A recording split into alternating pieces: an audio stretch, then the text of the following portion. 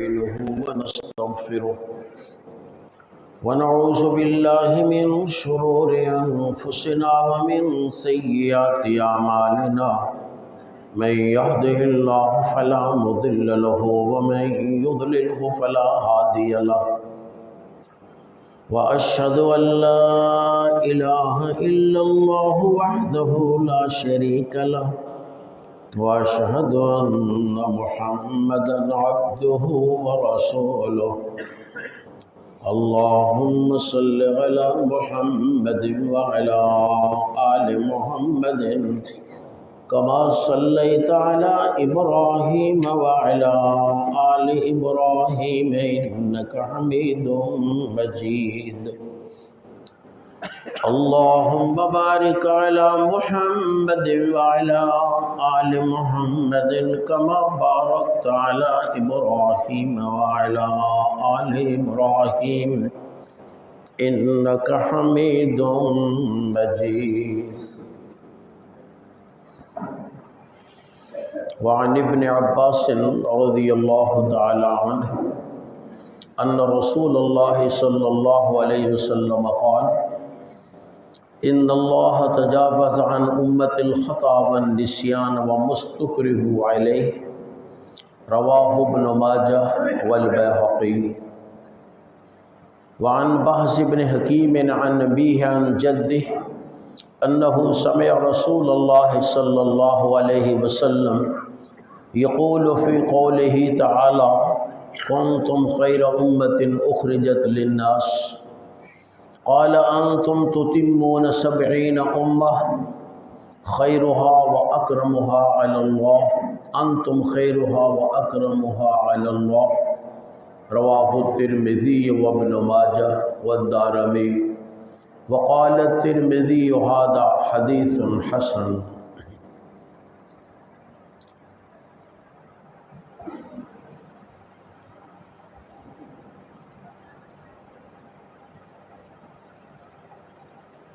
یہ دو روایات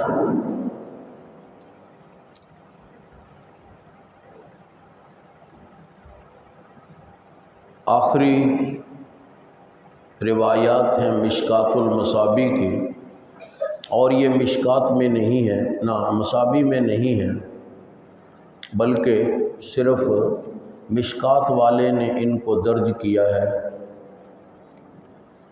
مشکات میں 3 فصلیں ہوتی ہیں۔ پہلی فصل وہ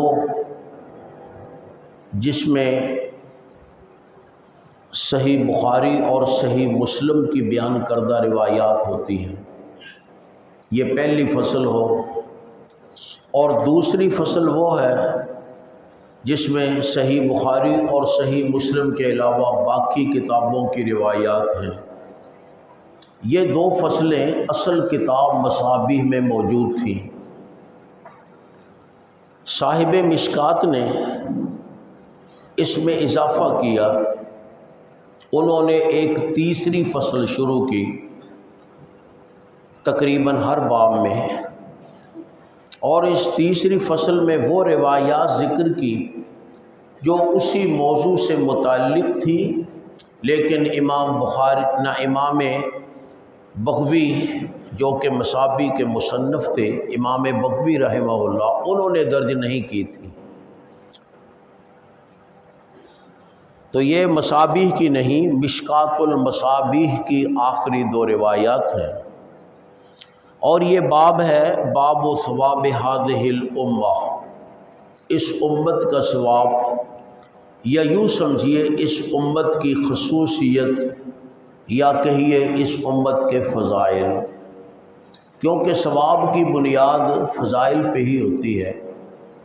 اگر فضیلت زیادہ ہو تو ثواب بھی زیادہ ہوتا ہے۔ مثلا صحابہ کرام رضوان اللہ علیہم اجمعین، ان کی فضیلت زیادہ تھی، اس لیے ان کو ثواب بھی زیادہ ملتا تھا۔ حضور اکرم صلی اللہ علیہ وسلم نے ایک دفعہ عام صحابہ سے فرمایا، عام صحابہ جو بعد کے دور میں مسلمان ہوئے اور ان کو آپ کی رؤیت کا، آپ کے دیدار کا شرف حاصل ہوا، وہ ابتدائی مسلمانوں میں نہیں تھے، نہ وہ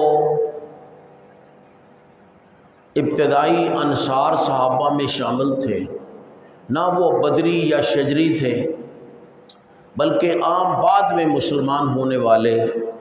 جب اسلام اتنا پھیل چکا تھا کہ لوگ خود آ کر آپ کے پاس اپنا اسلام پیش کرتے تھے۔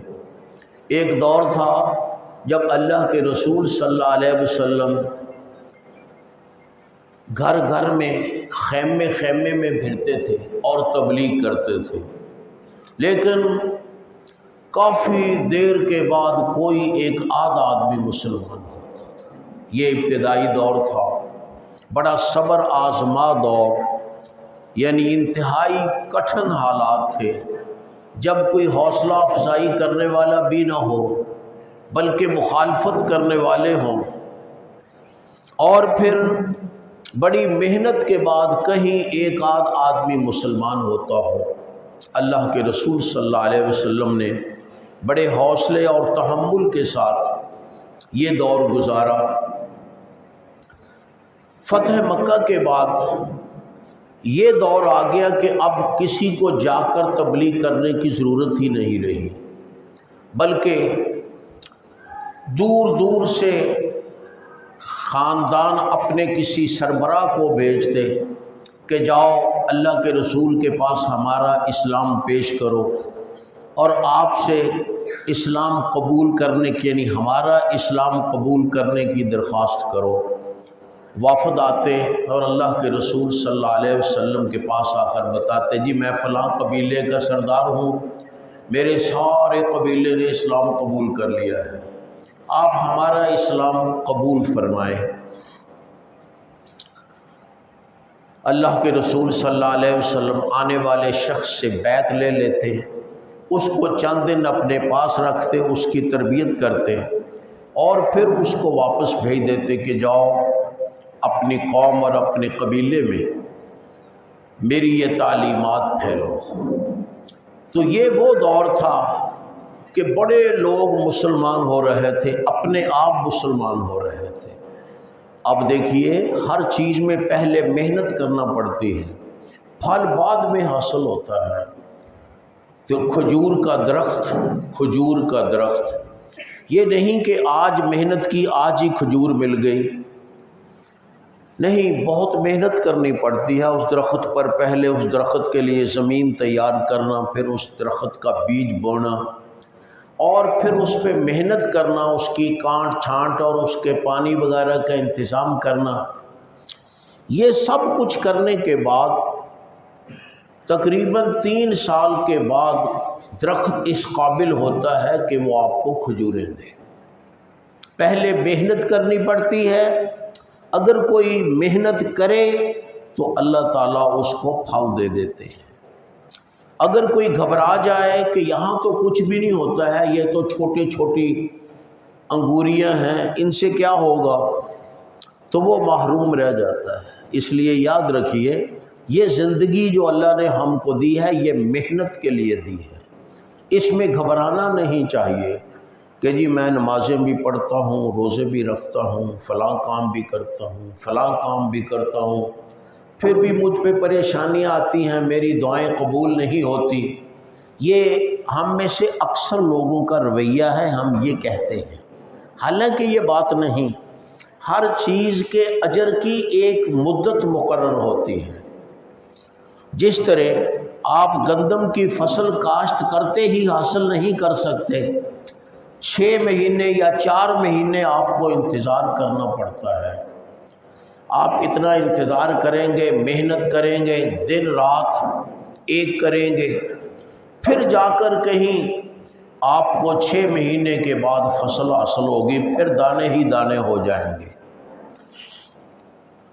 یہ درختوں کا حال اس سے بھی ذرا بڑا ہے۔ وہ یہ تو چلو کوئی فصل 3 ماہ میں مل جاتی ہے، کوئی 4 ماہ میں، کوئی 5 میں، کوئی 6 میں۔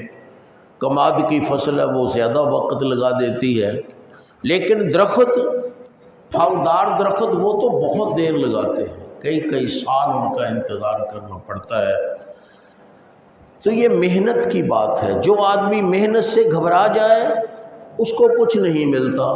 اگر کوئی آدمی محنت سے گھبرا کر پہلے مہینے میں ہی چھوڑ دے کہ بس میں نے تو گندم کاشت کر دی ہے، باقی محنت مجھ سے نہیں ہوتی، تو اس کو کیا ملے گا؟ کچھ بھی نہیں. جو فصل ہے تھوڑی بہت وہ بھی تباہ ہو جائے گی. اسی طرح یہ دین کا معاملہ ہے. دین کے معاملہ بھی اسی طرح دیر سے پھل دیتا ہے. محنت پہلے کرنی پڑتی ہے، اور پھر جب انسان ڈٹ کر محنت کرتا ہے، گھبراتا نہیں، اکتاتا نہیں اور بند نہیں کرتا کام کو، اس وقت پھر جا کر اس کو اللہ تعالیٰ پھر پھل دیتے ہیں، اور فراواں پھل دیتے ہیں، یعنی زیادہ پھل دیتے ہیں. پہلے ایک کھجور کی گٹھلی بیجی، محنت کی اور پھر کھجوریں ہی کھجوریں ہو جاتی ہیں درخت پر، کھجوریں ہی کھجوریں، لیکن فوراً نہیں، ٹھہر کر. یہ دنیا ہمارے لیے محنت کا وقت ہے، محنت کا، اجر کا وقت نہیں ہے. یاد رکھیے، اجر کا وقت نہیں ہے. اگر ہمیں کوئی چیز ملتی ہے تو اللہ کا فضل ہے. اگر زندگی میں ہی اللہ ہمیں کچھ دے دیتے ہیں تو وہ اللہ کا فضل ہے. وگرنہ یہ دنیا ہے دار العمل، یہاں عمل کرنا ہے، صرف عمل. بس ڈٹ کے عمل کرتے رہیں، آپ کو کچھ ملے یا نہ ملے اس کی پرواہ نہیں کریں، کیونکہ یہ دار العمل ہے، دار الجزا نہیں. ہاں، جو شخص یہاں ڈٹ کر کام کرتا رہے گا، حضور اکرم صلی اللہ علیہ وسلم نے فرمایا کہ مومن ماتھے کے پسینے کے ساتھ فوت ہوتا ہے. مومن ماتھے کے پسینے کے ساتھ، لفظ جبین بھی آیا. جبین ماتھے کے ادھر اور ادھر والے کناروں کو کہتے ہیں. دو جبین ہیں اور ایک جبہ. جبہ کا معنی ہم ماتھا کرتے ہیں، ویسے مکمل طور پر اس کو بھی ماتھا کہا جاتا ہے. فرمایا مومن آدمی ماتھے کے پسینے سے فوت ہوتا ہے. اس کے کئی معنی کیے گئے ہیں اہل علم نے، کیونکہ ظاہر جب لفظ بولے تو کوئی اچھی طرح بات سمجھ نہیں آتی کہ اس کا کیا مطلب ہے. کچھ لوگوں نے تو یہ ظاہر معنی ہی کیا ہے کہ جب مومن فوت ہوتا ہے تو اس کے ماتھے پہ پسینہ آ جاتا ہے، یہ ظاہر معنی ہے. لیکن بہت سے لوگوں نے اس کا یہ معنی بتلایا ہے کہ مومن محنت کرتا کرتا فوت ہوتا ہے. مومن کبھی محنت نہیں چھوڑتا. ابھی محنت کرنے والے کو پسینہ آتا ہے. آپ رات کو اٹھ کے تہجد پڑھیں گے تو آپ کو پسینہ آئے گا، لمبے لمبے رکوع اور سجدے کریں گے تو آپ کو پسینہ آئے گا. اور اگر ہم یہ محنت نہیں کریں گے تو پسینہ کیسے آئے گا؟ پسینہ کام کرنے سے آتا ہے، اور مشقت والا کام کرنے سے آتا ہے، سادہ کام میں پسینہ نہیں آتا. مومن اللہ کے راستے میں محنت کرتا کرتا فوت ہوتا ہے. وہ کبھی عبادت سے منہ نہیں موڑتا، عبادت کرتا کرتا فوت ہوتا ہے. کوئی روزے کی حالت میں فوت ہو جاتا ہے، کوئی نماز کی حالت میں فوت ہو جاتا ہے، کوئی کلمہ پڑھتا پڑھتا فوت ہو جاتا ہے. گویا دین کا کام کرتے رہنا اس زندگی میں یہ ہے ہمارا فریضہ. یہاں اجر نہیں طلب کیا جاتا، اجر آخرت میں ملے گا، اجر آخرت میں. لہذا یہ کہنا کہ جی میں نماز بھی پڑھتا ہوں، روزے بھی رکھتا ہوں، عشر زکوٰۃ بھی دیتا ہوں اور نیکی کے کام بھی کرتا ہوں، پتہ نہیں میری دعا کیوں قبول نہیں ہوتی، پتہ نہیں میری مشکلات کیوں دور نہیں ہوتی. یاد رکھیے یہ صحیح بات نہیں ہے، یہ صحیح بات نہیں ہے، کیونکہ یہاں اللہ تعالیٰ نے ہمیں ثواب دینے کا وعدہ ہی نہیں کیا. وعدہ کیا ہے آخرت میں، اور انشاءاللہ وہاں ملے گا. یہ تو اللہ کا کرم ہے کہ کبھی کبھی اللہ ہم گنہگاروں کی بات یہاں دنیا میں ہی پوری کر دیتے ہیں. یہ اللہ کا کرم ہے. حضور اکرم صلی اللہ علیہ وسلم نے فرمایا کبھی دعا سے نہ اکتاؤ، دعا سے نہ اکتاؤ. یہ نہ کہو میں نے دعا کی قبول تو نہیں ہوئی اور یہ کہہ کر دعا چھوڑ دو۔ فرمایا ایسے نہیں کرو، دعا کرتے رہو، تمہیں اس کے بدلے کچھ نہ کچھ ضرور ملے گا، اس کے بدلے کچھ نہ کچھ ضرور ملے گا۔ کیسے؟ آپ نے فرمایا کبھی انسان دعا کرتا ہے تو اللہ تعالیٰ اس کو وہی چیز دے دیتے ہیں جو وہ مانگتا ہے، جو چیز وہ مانگتا ہے وہی چیز دے دیتے ہیں۔ کبھی اللہ تعالیٰ مناسب نہیں سمجھتے وہ چیز دینا، کیونکہ ہم کو تو نہیں پتہ ہے کہ کون سی چیز ہمارے حق میں ہے اور کون سی چیز ہمارے لیے نقصان دہ ہے۔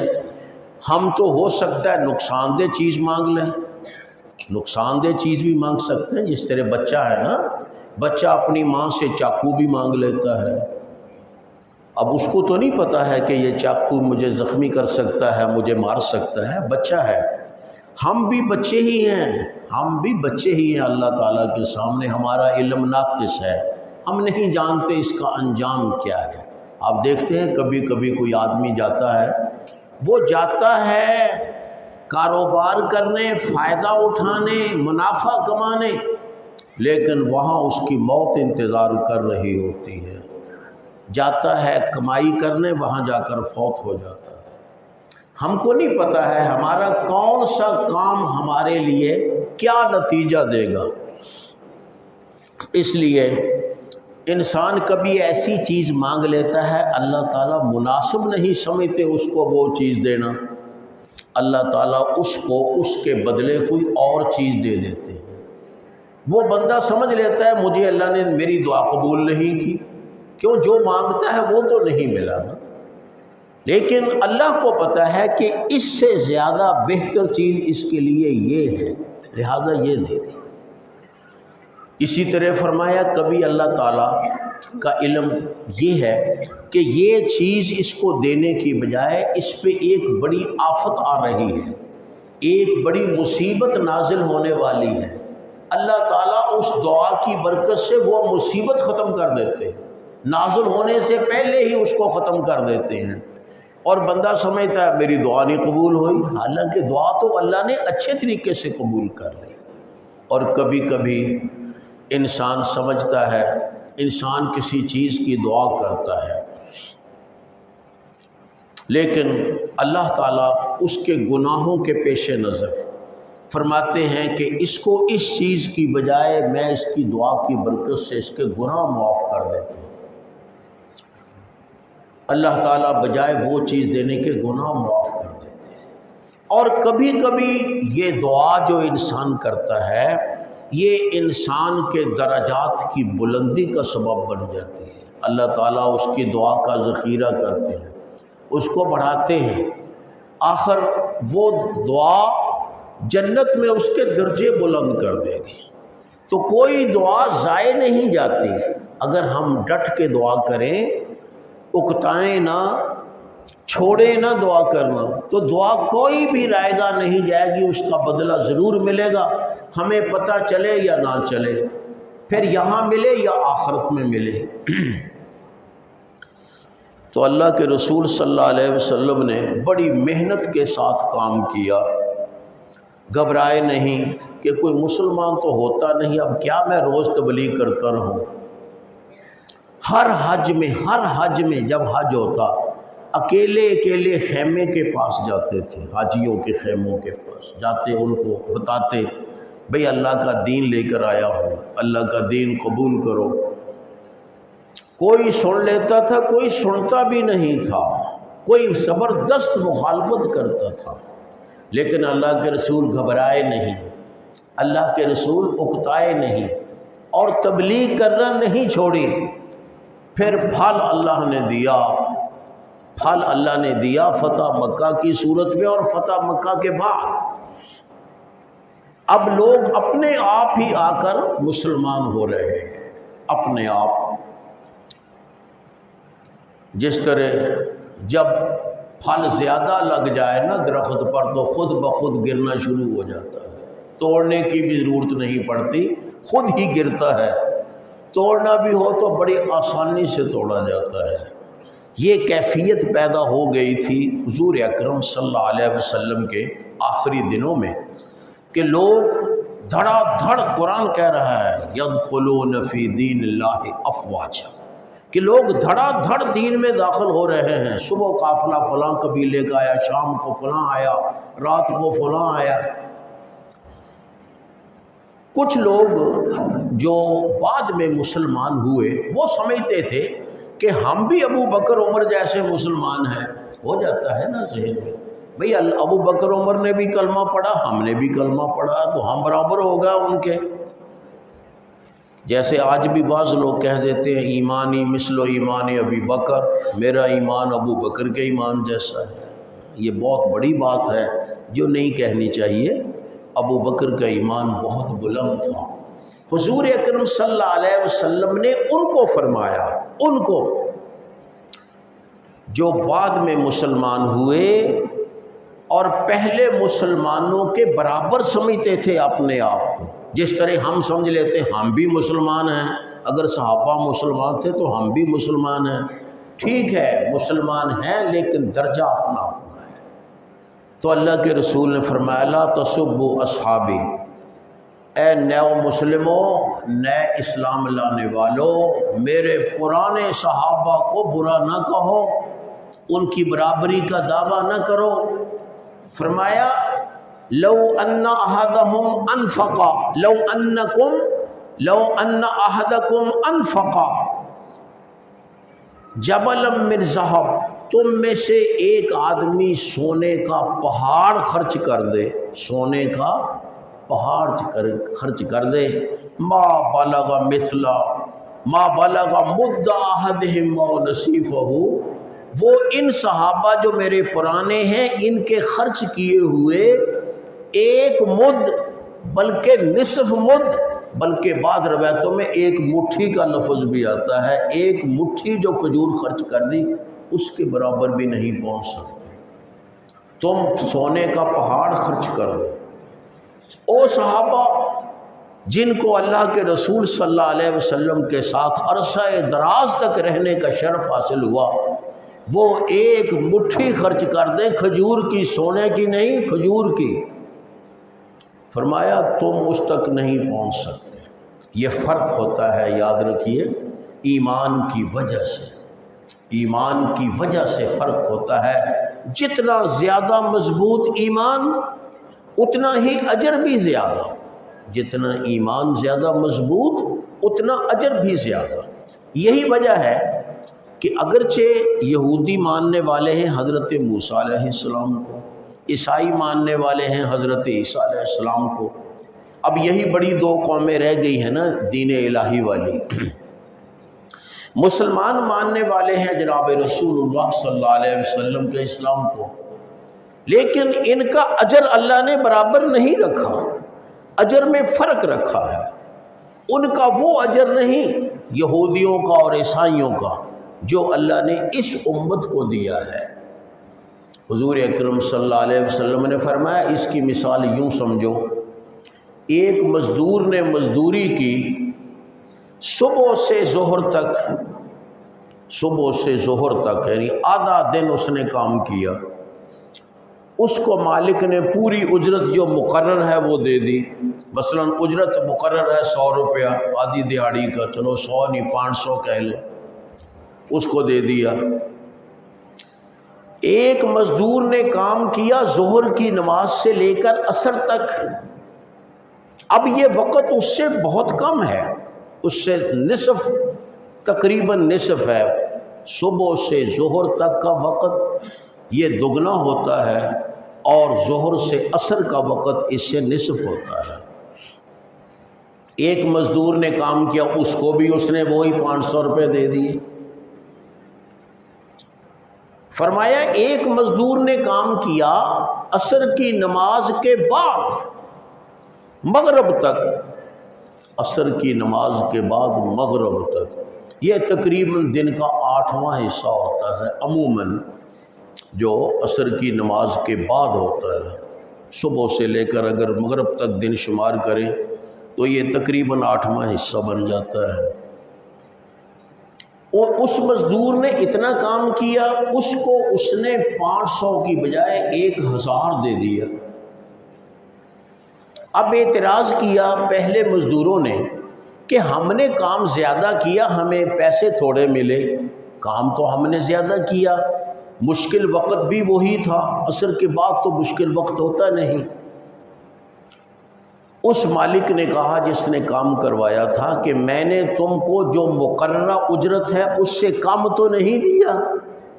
انہوں نے کہا یہ تو ٹھیک ہے، ہمیں مقررہ جو اجرت ہے اس کے مطابق دیا ہے۔ باقی رہا کہ میں نے عصر کے بعد کام کرنے والے کو ڈبل کیوں دے دیا، تم سے کام تم سے کم کیا، دے دیا تو اس کو ڈبل۔ فرمایا ذالک من فضل اوتیہ من اشاء، یہ میرا فضل ہے، جس کو چاہتا ہوں دیتا ہوں۔ گویا فرمایا آپ نے کہ پہلے لوگ ہیں یہودی جنہوں نے کام کیا ظہر سے صبح سے ظہر تک اور اپنا اجر پایا، دوسرے لوگ ہیں عیسائی جنہوں نے کام کیا ظہر سے عصر تک، انہوں نے بھی اپنا اجر پایا، جو دین پہ قائم رہے ان کی بات ہے، اب کے لوگوں کی بات نہیں، کیونکہ اب تو وہ دین منسوخ ہو گئے نا۔ فرمایا تم ہو وہ لوگ جنہوں نے عصر کی نماز کے بعد کام شروع کیا مغرب تک، تم وہ لوگ ہو، تم کو اللہ نے ان سب سے دگنا دے دیا۔ کیوں؟ یہ ایمان کی بات ہے۔ یہودی اور عیسائی وہ اللہ کے نبیوں کی بات مانتے نہیں تھے، جب اللہ کوئی حکم دیتا تو وہ اس میں چونچرا بہت تھے، مین میخ نکالتے تھے اس میں، یہ ایسا کیوں ہے، یہ ایسا کیوں ہے، یہ ہماری طاقت سے زیادہ ہے، ہم اس پہ عمل نہیں کر سکیں گے، وہ اعتراض کرتے تھے، بڑی مشکل کے ساتھ عمل کرتے تھے۔ لیکن صحابہ کرام حضور اکرم صلی اللہ علیہ وسلم کو جو اللہ نے ساتھی عطا فرمائے، وہ فرما بردار تھے، جو بات سن لی سمعنا و اطعنا، بس مان لی، سن لیا اور مان لیا، سمعنا و اطعنا کا معنی سن لیا اور مان لیا، بس سننے کی دیر ہے، جو ہی کان میں بات پڑی ہم نے مان لی، سمعنا و اطعنا۔ سمعنا و اطعنا کہنے کا پھر بھی غفرانک ربنا، یا اللہ ہم نے مان لیا، جو کمی ہو جائے وہ معاف کر دے۔ یہ فرق ہے ایمان لانے کا، مسلمانوں کا ایمان اس طرح کا، یعنی صحابہ کرام کی بات کرتا ہوں، ہم میں تو آپ دیکھتے ہی ہیں جیسے لوگ ہیں ہم، صحابہ کرام کا ایمان یہ تھا، سمعنا و اطعنا، جو بات سن لی مان لی، جو بات سن لی مان لی۔ حضرت ابن مسعود ایک دفعہ آ رہے تھے مسجد کو، اللہ کے رسول صلی اللہ علیہ وسلم نے مسجد میں کسی کو کہا بیٹھ جاؤ، کسی کو کہا پتہ نہیں کسی ایک کو کہا یا زیادہ تھے، ان کو کہا بیٹھ جاؤ۔ حضرت عبداللہ بن مسعود وہیں بیٹھ گئے پیچھے ہی، جہاں جب سنی کان میں بات بیٹھ گئے کہ شاید مجھے کہا ہو۔ یہ تھے صحابہ کرام کا ایمان۔ اس لیے صحابہ کرام کا درجہ پہلی امتوں کے صحابہ سے بڑھ گیا، پہلے نبیوں کے صحابہ سے بڑھ گیا، اور اس امت کا بھی اسی طرح ثواب پہلی امتوں کے ثواب سے بڑھ گیا، اس لیے کہ اس امت میں بھی ایمان ان امتوں کے مقابلے میں زیادہ ہے۔ آپ دیکھیں مسلمانوں کی ایک ایک بستی میں کتنی کتنی مسجدیں ہوتی ہیں، اور ہر مسجد میں نمازی ہوتے ہیں، پڑھتے بھی 5 دفعہ ہیں، بخلاف اس کے آپ عیسائیوں کے علاقے میں جائیں جہاں کہیں کہیں گرجا ملتا ہے، ایک بستی میں ایک گرجا، ایک بستی میں ایک گرجا۔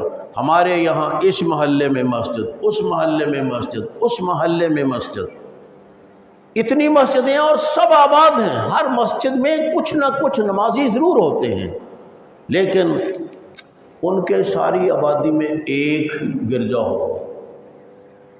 پھر ہم 5 دفعہ اکٹھے ہوتے ہیں دن میں، وہ دن میں تو انہوں نے اکٹھے کیا ہونا ہے، وہ ہفتے کے بعد اکٹھے ہوتے ہیں۔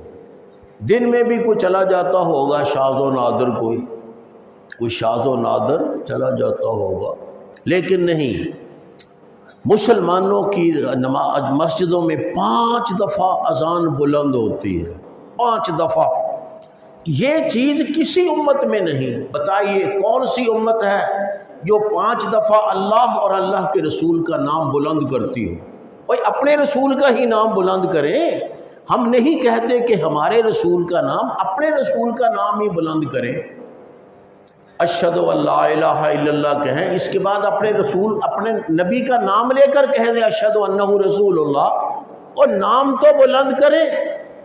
لیکن آج اگر نام بلند کیا ہوا ہے اللہ کا، اللہ کے رسول کا، وہ صرف مسلمان ہے۔ مسلمانوں کی ہر مسجد سے آواز آئے گی، خاص سپیکر ہو نہ ہو، آواز آئے گی اشہد ان لا الہ الا اللہ اشہد ان محمد رسول اللہ۔ دن میں 5 دفعہ اکٹھے ہوں گے، تھوڑے ہوں یا زیادہ یہ الگ بات ہے۔ عیسائیوں کے بہت سے گرجے اس بنا پر عیسائیوں نے فروخت کر دیے کہ وہاں کوئی بھی نہیں آتا تھا، اور ہفتے بعد بھی کوئی نہیں آتا تھا وہاں۔ بہت سے گرجے مسلمانوں نے جا کر خریدے ان سے، یہاں سے جو مسلمان جاتے ہیں انہوں نے خریدے جا کر وہ گرجے، اور وہاں نمازیں پڑھتے ہیں۔ 5 دفعہ اذان ہوتی ہے اور وہاں نمازیں ہوتی ہیں، جمعہ ہوتا ہے، عیدین ہوتی ہیں۔ لیکن انہوں نے خالی کر دیے، بیچ دیے، گرجے بیچ دیے۔ آج تک کسی مسلمان نے مسجد نہیں بیچی، کسی مسلمان نے مسجد نہیں بیچی۔ دین اب بھی ٹھیک ہے، یقیناً امت میں گنہگار افراد بھی ہیں، لیکن پھر بھی مسلمانوں میں جس قدر دین ہے وہ ان لوگوں میں نہیں ہے۔ میں نے بتایا کہ ان میں کوئی بہت ہی نیک آدمی ہونا تو وہ اتوار والے دن گرجے چلا جائے گا، بس اتوار والے دن گرجے نیند پوری کر کے 9-10 بجے جائے گا۔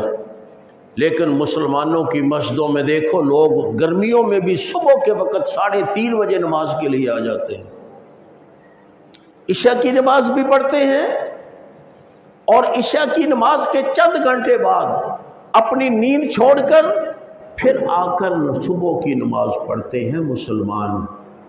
کتنے ہی بزرگ، ٹھیک ہے سارے نہیں آتے مانتا ہوں، لیکن بہت آتے ہیں، بہت سے لوگ آتے ہیں۔ ان کے گرجوں میں تو 9-10 بجے کے قریب کوئی پہنچتا ہے، اگر پہنچے، جب نیند اچھی طرح پوری کر لی، نیند پوری کر کے روٹی کھا پی لی، اور پھر اس کے بعد غسل وغیرہ سب کچھ کر کے جب کوئی کرنے کا کام نہ رہا تو چلو جی گرجے میں چلے جاؤ۔ اور وہ بھی ہفتے کے بعد سارا ہفتہ پادری لوگوں کا منہ دیکھتے رہتے ہیں، کوئی یہاں آئے، ہفتے کے بعد کوئی جاتا ہے۔ لیکن ہماری مسجدیں الحمدللہ محلے میں ہونے کے باوجود وہ آباد ہیں، لوگ وہاں رات کے اندھیرے میں، عشاء کے وقت، اب رات کا اندھیرا ہی ہے نا، مسلمان عشاء کی نماز پڑھ کے سوتے ہیں، باقی لوگ پڑھتے ہی نہیں۔ عشاء کی نماز آپ نے فرمایا یہ صرف امت مسلمہ کی خصوصیت ہے عشاء کی نماز، باقی کسی امت میں عشاء کی نماز نہیں ہے۔ اور اللہ کے رسول سے مسلمانوں کی محبت کا تو کوئی مقابلہ ہی نہیں کیا جا سکتا۔ اللہ کے رسول کے بارے میں کوئی اشارے کنائے سے بھی بات کر دے تو مسلمان گوارا نہیں کرتے، وہ اپنے آپ کو مرنے کے لیے تیار کر دیتے ہیں یا اس کو مارنے کے لیے جس نے گستاخی کی اللہ کے رسول۔ اور یہ جو کافر ہیں، چلو عیسائی کہہ لو، کافر نہ کہو، یہ جو عیسائی ان کے سامنے ان کے نبی کو گالی دے دو کچھ بھی نہیں کہیں، ایسے بے غیرت ہو چکے ہیں، گالی دینے سے بھی کچھ نہیں کہتے، کوئی بات نہیں، آزادی رائے کا حق ہے ہر کسی کو، جو چاہے کہے۔ لیکن ہمارے نبی کو کوئی کسی شرابی آدمی کے سامنے بھی کوئی کہہ دے نا کچھ، شرابی آدمی کے سامنے، وہ بھی مرنے مارنے پہ اتر جائے گا، میرے نبی کو ایسے کیوں کہا؟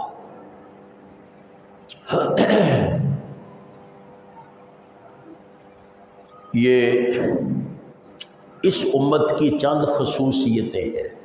اس امت نے اللہ اور اللہ کے رسول کا نام بلند کیا ہوا ہے 5 دفعہ، ہر بستی سے جہاں بھی مسجد ہے یہ صدا بلند ہوتی ہے۔ یقیناً یہ ایسا اعزاز ہے جو مسلمانوں کے علاوہ کسی کو نصیب نہیں، مسلمانوں کے علاوہ کسی کو نصیب نہیں۔ باقیوں میں تو اذان ہے ہی نہیں، وہ اگر بلائیں بھی لوگوں کو گھنٹیاں بجاتے ہیں۔ گھنٹیاں بجانے کا دین سے کیا تعلق ہے؟ وہ گھنٹیاں بجانے کا دین سے کیا تعلق ہے؟ وہ گھنٹیاں بجاتے ہیں، کوئی سن لے ٹھیک ہے، نہ سنے تب بھی ٹھیک ہے، لیکن مسلمان اذان کہتے ہیں۔ اللہ کے رسول صلی اللہ علیہ وسلم نے فرمایا اذا سمعتم المؤذن فقولوا مثل ما یقول، جب مؤذن کی آواز سنو تو رک جاؤ، اپنے کام بند کر دو، اپنے کام بند کر دو۔ باتیں کرتے ہو تو چپ ہو جاؤ، باتیں کرتے ہو تو چپ ہو جاؤ، اگر کوئی شور و شغب والا کام ہے تو بند کرو، سنو اور اس طرح کہو جیسے مؤذن کہتا ہے۔ مؤذن نے کہا اللہ اکبر اللہ اکبر، تم بھی کہو اللہ اکبر اللہ اکبر، پوری اذان۔ اور جب پھر اذان ختم ہو جائے ثم صلوا علیہ، پھر مجھ پہ درود پڑھو۔ اذان مکمل ہونے کے بعد مجھ پہ درود پڑھو۔ ثم صلوا اللہ علیہ الوسیلہ، پھر میرے لیے بلند مقام کی اللہ سے دعا کرو۔ اور مسلمان تو دن میں 5 دفعہ یہ کام کرتے ہیں، اذان کا جواب، اذان ہوتی ہے اذان کا جواب دیتے ہیں، درود پڑھتے ہیں، دعا کرتے ہیں آپ کے لیے۔ آئے کوئی امت، کوئی دوسری امت عیسائی یا یہودی کی، وہ بھی ایسا کرتے ہیں اپنے نبی کے لیے، ہمارے نبی نے اپنے نبی کے لیے۔ یہ ایسی خصوصیات ہیں جس کی وجہ سے اس امت کو اللہ تعالیٰ نے فرمایا کنتم خیر امت اخرجت للناس، اور تم بہترین امت ہو، چاہے گنہگار بھی ہو، مجموعی طور پر کنتم خیر امت اخرجت للناس، تم بہترین امت ہو جن کو اللہ نے لوگوں کی ہدایت کے لیے، لوگوں کی رہنمائی کے لیے، لوگوں کے نفع اور بھلائی کے لیے اللہ تعالیٰ نے پیدا کیا ہے۔ چونکہ یہ امت اپنے اعمال کے لحاظ سے باقی سے بہت افضل ہے۔ وہ بھئی شراب یا خنزیر یہ عیسائیت میں کون سا جائز ہے؟ کوئی جائز نہیں، حرام ہے، اس میں بھی حرام ہے، لیکن وہ دھڑلے سے شرابیں پیتے ہیں، دھڑلے سے خنزیر کھاتے ہیں۔ آپ نے فرمایا جب حضرت عیسیٰ آئیں گے نا دوبارہ، تو حضرت عیسیٰ خنزیر کو قتل کریں گے، صلیب کو توڑیں گے، وہ بتائیں گے کہ یہ چیز حرام ہے، حرام ہے یہ چیزیں۔ کوئی مسلمان بھی ایسا ہے جو علانیہ شراب پیتا ہو، خنزیر کھاتا ہو، خنزیر تو وہاں جا کر بھی نہیں کھاتے، اور ہمارے مسلمان یورپ میں چلے جائیں وہاں جا کر بھی خنزیر نہیں کھاتے کم از کم، اور شراب بھی اگر کوئی پیتا ہے تو چھپ کر پیتا ہے۔ علانیہ پینے والا کوئی بدبخت، شاید ایک آدھ کسی گاؤں میں کسی محلے میں شاید مل جائے کوئی ایک آدھ بدبخت، وگرنہ کوئی شراب پیے گا اپنے گھر کے اندر جا کر پیے گا۔ کتنا فرق ہے اس امت میں اور اس امت میں۔ وہاں یہاں کوئی شراب اگر رکھتا ہے وہ باقاعدہ لائسنس لے کر رکھتا ہے، چھپا کے رکھتا ہے، پتہ نہ چلے شراب بیچتا ہے۔ ہم میں اسلامی غیرت ضرور موجود ہے، وہ لوگ بیچتے ہی یہ چیزیں ہیں، حالانکہ ان کے نزدیک بھی حرام ہے، ان کے نزدیک بھی حرام ہے یہ چیزیں۔ تو میرے بھائی، چونکہ یہ امت بہترین امت ہے، اب بھی بہترین امت ہے، اگرچہ مثالی فی الوقت نہیں، مثالی اللہ کے رسول کے دور میں تھی، خلفائے راشدین کے دور میں تھی، حضرت عمر بن عبد العزیز رحمہ اللہ کے دور میں تھی، اور امام مہدی کے دور میں بھی ہوگی، اور اس کے درمیان بھی ایسے آتے رہے ہیں۔ بے نظیر اور بے مثال امت بن گئی جب، لیکن بنے گی ضرور انشاءاللہ۔ اللہ کے رسول صلی اللہ علیہ وسلم نے فرمایا قیامت قائم نہیں ہوگی جب تک اس ساری دنیا پر اسلام قائم نہیں ہو جاتا۔ یہ امت مسلمہ کی فضیلت ہے، جس کی وجہ سے امت مسلمہ کو اللہ تعالیٰ نے خصوصی احکام دیے، خصوصی رعایتیں دی۔ فرمایا بنی اسرائیل وہ صرف وضو کر سکتے تھے، تیمم کی اجازت نہیں تھی ان کو۔ اللہ نے ہمارے لیے تیمم کی اجازت بھی رکھ دی، پانی نہیں ملتا چلو تیمم کر لو، کھڑے ہو کر نماز نہیں پڑھ سکتے بیٹھ کے پڑھ لو، بیٹھ کے نہیں پڑھ سکتے لیٹ کے پڑھ لو۔ اسی طرح ان امتوں کے لیے سختیاں تھیں، اللہ نے اس امت کے لیے نرمیاں کر دی، اس امت کو نرم احکام دیے۔ فرمایا یہودیوں میں تھا کہ قصاص لازمی لینا ہے، معاف نہیں کر سکتا مقتول کا وارث، لازماً قصاص۔ عیسائیوں میں تھا صرف معاف کرنا ہے یا دیت لینا ہے، قصاص میں قتل نہیں کرنا۔ آج کل بھی یہ جو عیسائی تنظیمیں ہیں نا بہت ساری، وہ کہتی ہیں کہ جی سزائے موت کو ختم کیا جائے۔ سزائے برطانیہ سب سے بڑا داعی ہے اس بات کا کہ جی سزائے موت کو ختم کیا جائے، یہ سزائے موت نہیں ہونی چاہیے۔ لیکن سزائے موت انتہائی جرم کے مقابلے میں ہوتی، ویسے نہیں مارتے پھرتے لوگ ایک دوسرے کو، انتہائی جب بڑا جرم ہو پھر ہوتی ہے۔ اللہ تعالیٰ نے ہم میں کہہ دیا کہ اگر کسی کا آدمی کوئی دوسرا مار دے تو اس مقتول کا وارث اس آدمی کو قتل بھی کر سکتا ہے، مقدمے کے بعد قتل بھی کر سکتا ہے، اس سے دیت چاہے تو قتل نہ کرے دیت لے لے، اور چاہے تو بالکل ہی معاف کر دے۔ اللہ نے ہمارے لیے ایسی رعایتیں رکھی ہیں، اور ایک نہیں بہت سی۔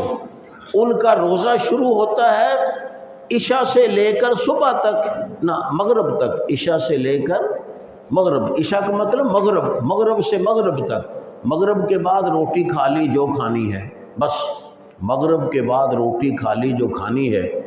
نماز تو پڑھتے نہیں تھے، جب لیٹ گئے تو روزہ شروع ہو گیا، سحری نہیں تھی، اگلے دن شام تک رکھنا ہوگا۔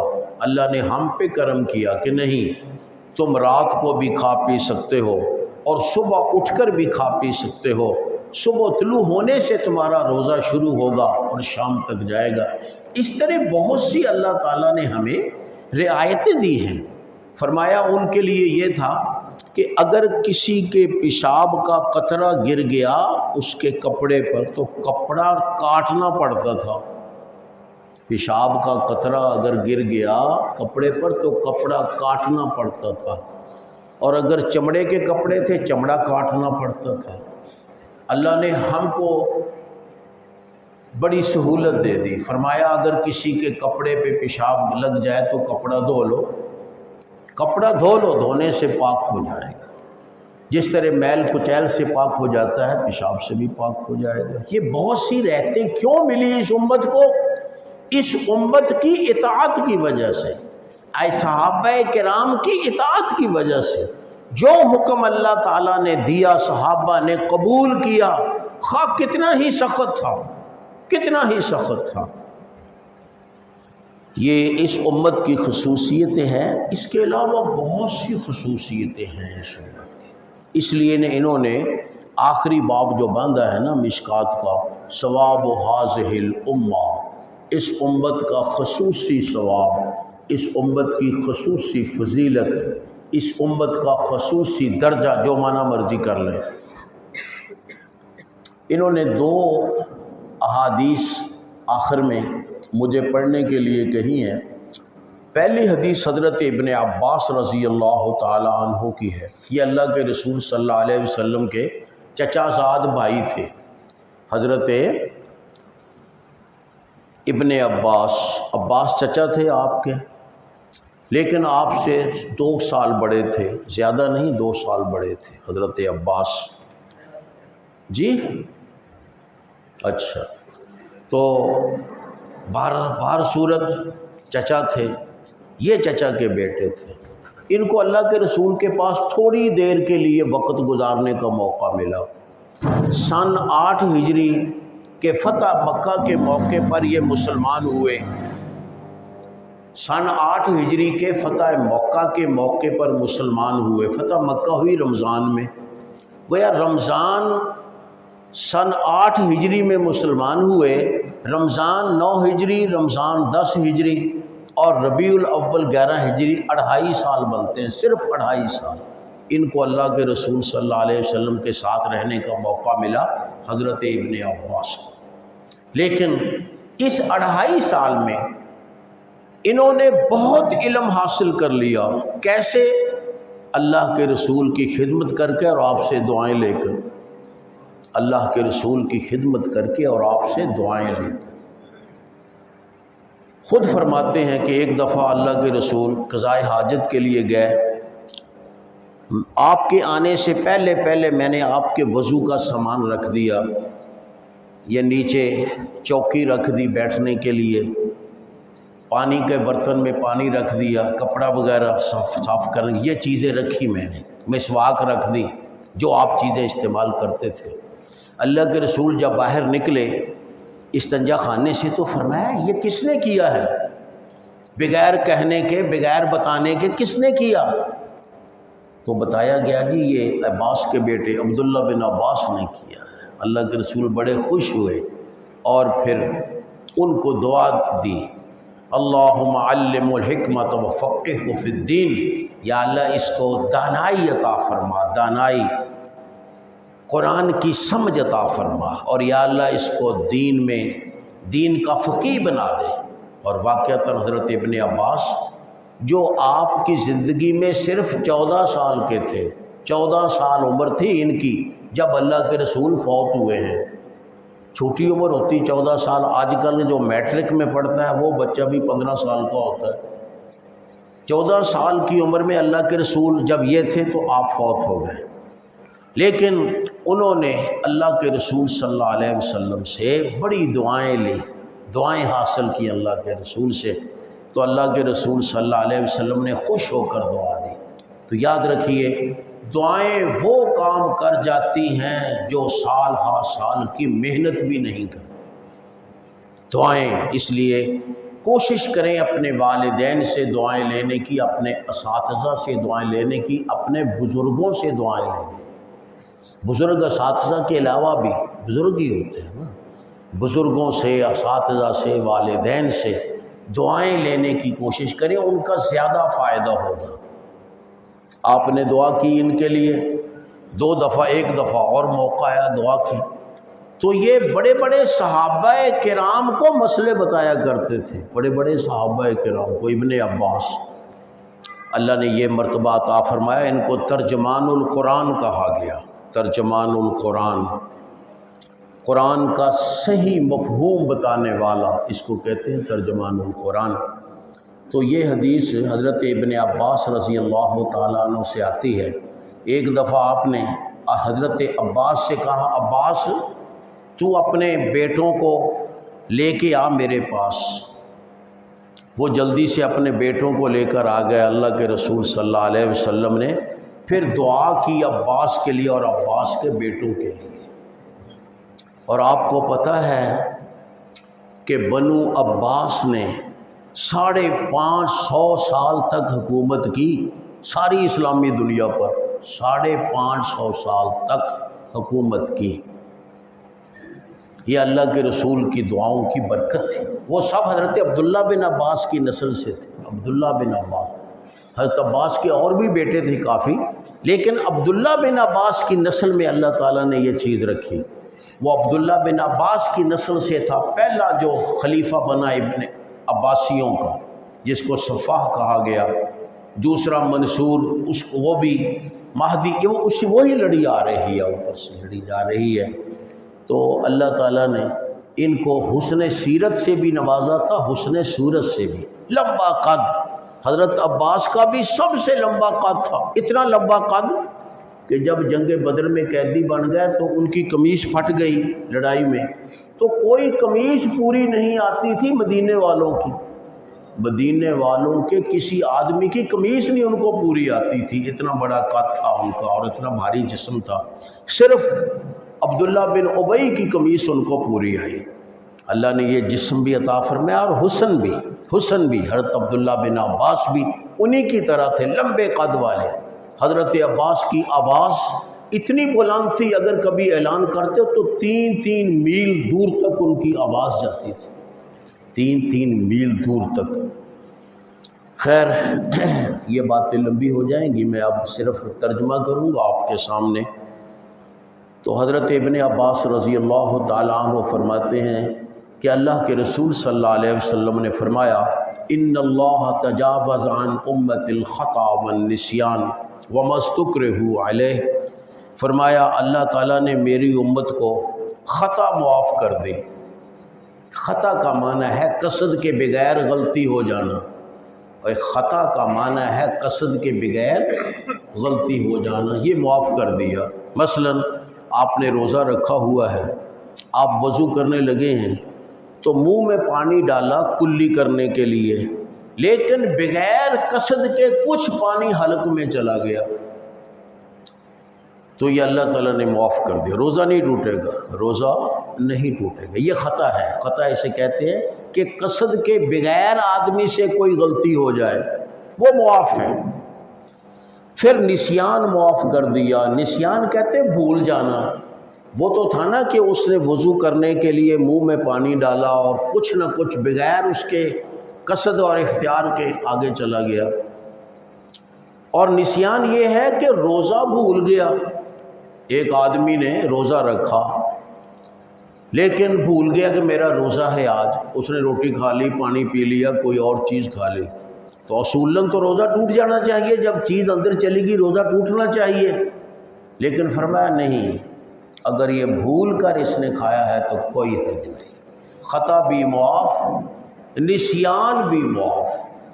وَمَا اسْتُكْرِهُ عَلَيْهِ، اور جس پہ مجبور کیا جائے ان کو۔ مجبوری کا معنی یہ نہیں کہ اس نے کہا پانی پیو، اس نے کہا، اس نے لوگوں کے کہنے سے پانی، یہ مجبوری نہیں ہوتی، یاد رکھو۔ جس طرح لوگ کہتے ہیں جی مجھے تو زبردستی طلاق لی گئی ہے، جب پوچھے کہ کیا زبردستی، اگر جی میرا باپ کہتا تھا میں تجھے مربے سے نکال دوں گا، میرے گھر والے کہتے تھے تجھے گھر سے نکال دوں گا، رشتہ دار کہتے تھے تیرا بائیکاٹ کریں گے، میں نے طلاق دے دی، تو یہ مجبوری کیا ہے؟ یہ مجبوری نہیں، یاد رکھے ایسے حالات تو انسان کو پیش آتے رہتے ہیں۔ یہ طلاق ہو گئی، یہ طلاق ہو گئی۔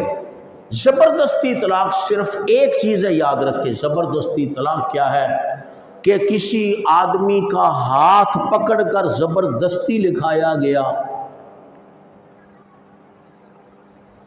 تلوار کی نوک پر یا بندوق کی نوک پر، کہ نہیں لکھو گے تو تمہیں قتل کر دیں، جان کا خطرہ ہو، جان کا، یاد رکھو۔ اور جو لکھوانے والا ہے یا طلاق کہلانے والا ہے اس کے پاس اسلحہ ہو اور وہ اسلحہ استعمال کرنے کی طاقت بھی رکھتا ہو، اور دھمکی یہ ہو کہ تجھے ابھی گولی ماروں گا، لکھو یہاں طلاق، یہ ہے مستکرہ علیہ، یہ معاف ہے۔ لیکن اگر کسی آدمی نے ویسے دباؤ قبول کر لیا کسی کا، پھر نہیں، وہ طلاق ہو جائے گی، یاد رکھیں۔ اسی طرح ایک آدمی روزہ رکھا ہے، یہ روزے کی بات ہے، بات تو نہیں، بہرحال خطا نسیان کی مثالیں روزے کی تھی، تو یہ ہے کہ ایک آدمی کسی کا زبردستی کسی نے منہ کھول کر منہ میں کچھ ڈال دیا، وہ روزے دار ہے بیچارہ، لیکن زبردستی منہ کھولا اور منہ میں ڈال دیا، اس کا روزہ نہیں ٹوٹے گا۔ وَمَا اسْتُكْرِهُ عَلَيْهِ۔ اور بھی مثالیں، یہ تو روزے کی مثالیں تھی، اور بھی دنیا کے کاموں میں مثالیں ہیں کہ خطا اور نسیان معاف ہیں، اور جو زبردستی ان سے کام کروایا جائے وہ معاف ہیں۔ دوسری حدیث حضرت بحث بن حکیم بن معاویہ بن حیدہ قشیری، یہ ان کا پورا نام ہے، یہاں تو صرف اتنا لکھا ہے نا ان بحث بن حکیم، لیکن پورا نام کیا ہے؟ بحث بن حکیم بن معاویہ بن حیدہ قشیری۔ قشیری بنو قشیر قبیلہ تھا ایک۔ تو یہ بحث بن حکیم یہ اپنے باپ سے بیان کرتے ہیں، اور اس کا باپ جو ہے وہ اپنے دادے سے بیان کرتا ہے، یا اس کے دادے سے بیان کرتا ہے۔ کس کے دادے سے؟ بحث کے دادے سے، زیادہ اس کو ترجیح دی گئی ہے کہ بحث اپنے باپ حکیم سے، اور حکیم اپنے باپ یعنی معاویہ بن حیدہ قشیری سے۔ معاویہ بن حیدہ وہ صحابی تھے، معاویہ بن حیدہ قشیری صحابی تھے۔ علم کے شوق میں بعض خاندانوں نے ایک اپنے قبیلے کے اندر پوری سند چلا دی، قبیلے کے اندر باپ سے بیٹے نے بیان کیا، بیٹے سے بیٹے نے بیان کیا، بیٹے سے بیٹے نے بیان کیا، 16 تک 16 واسطے ایک ہی خاندان میں آ رہے ہیں بعض حدیثوں کے، 16 واسطے، باپ سے بیٹا، پھر اس کا بیٹا، پھر اس کا بیٹا، پھر اس کا بیٹا، پھر اس کا بیٹا، 16 نسل تک حدیث بیان کرنے والے اپنے باپ سے۔ اور یہ فضیلت اہل بیت کو حاصل ہوئی، حضرت علی رضی اللہ تعالی عنہ کے خاندان کو، کہ ان سے ان کے بیٹے حسن نے بیان کیا، حسن سے ان کے بیٹے حسن نے بیان کیا، اور اس طرح 16 واسطے، ایک حدیث میں 16 واسطے آ گئے، اور سب وہ باپ بیٹے سے ہیں۔ یہ دین کا شوق ہے، یہ بھی اس امت کی ہی یاد رکھیں فضیلت ہے، اس امت کی فضیلت ہے۔ اس لیے بحث بن حکیم کی روایت درج کی ہے، جو بحث بن حکیم اپنے باپ سے بیان کرتے ہیں، باپ اپنے باپ سے بیان کرتا ہے۔ کتنا ہی یہ خوش نصیب گھرانہ ہے جس گھرانے کا دادا بھی محدث اور باپ بھی محدث اور وہ خود بھی محدث۔ بحث بن حکیم اپنے والد سے اور وہ بحث کے دادے سے، یعنی اپنے باپ سے، کہ انہوں نے اللہ کے رسول صلی اللہ علیہ وسلم سے سنا، آپ فرما رہے تھے کنتم خیر امت اخرجت للناس۔ اس آیت کی تفسیر اللہ کے رسول نے بتائی کہ تم بہترین امت ہو، تم کو لوگوں کے رہنمائی کے لیے، لوگوں کی ہدایت کے لیے، لوگوں کے فائدہ کے لیے اور لوگوں کے نفع کے لیے پیدا کیا گیا۔ یہ کئی معنی کیے گئے ہیں اس کے، لوگوں کے لیے پیدا کرنے کے کئی معنی ہیں۔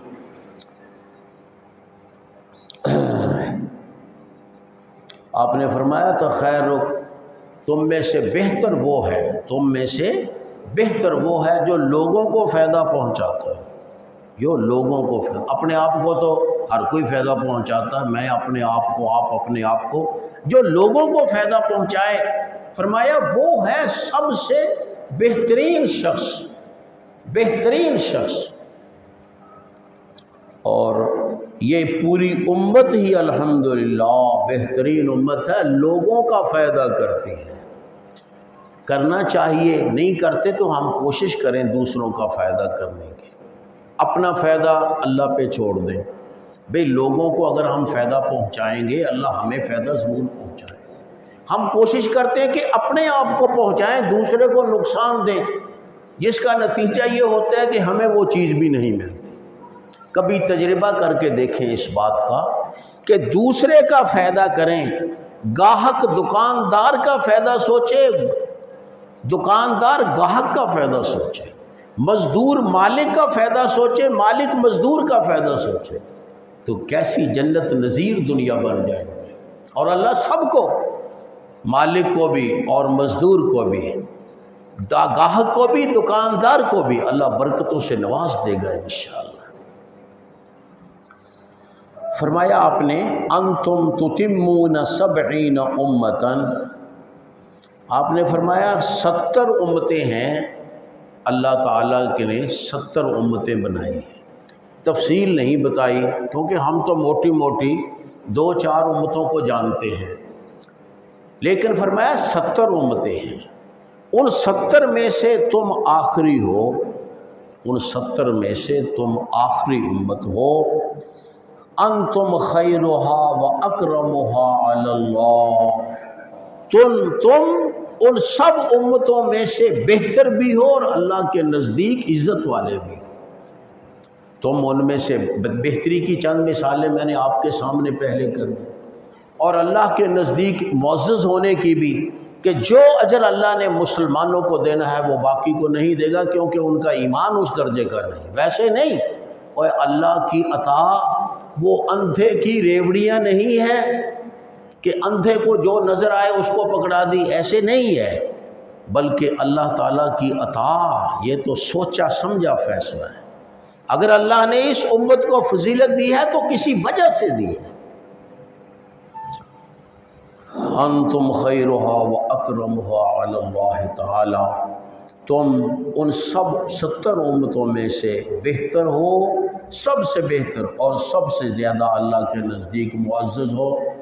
اس حدیث کو امام ترمذی، امام ابن ماجہ، امام دارمی نے روایت کیا ہے رحمہم اللہ۔ یہ محدث جو تھے نا، انہوں نے کوئی معاوضہ ملتا تھا کچھ بھی نہیں، اور جب کتاب لکھتے تھے تو کتاب لکھ کے کسی بادشاہ کو نہیں دیتے تھے کہ دیکھو جی میں نے یہ کتاب لکھی ہے، اور بادشاہ سے انعام نہیں لیتے تھے، بلکہ اپنے اساتذہ کے پاس کتاب لاتے تھے کہ استاد صاحب میں نے یہ کتاب لکھی ہے، میں نے یہ کتاب لکھی ہے، اس کا جائزہ لیں۔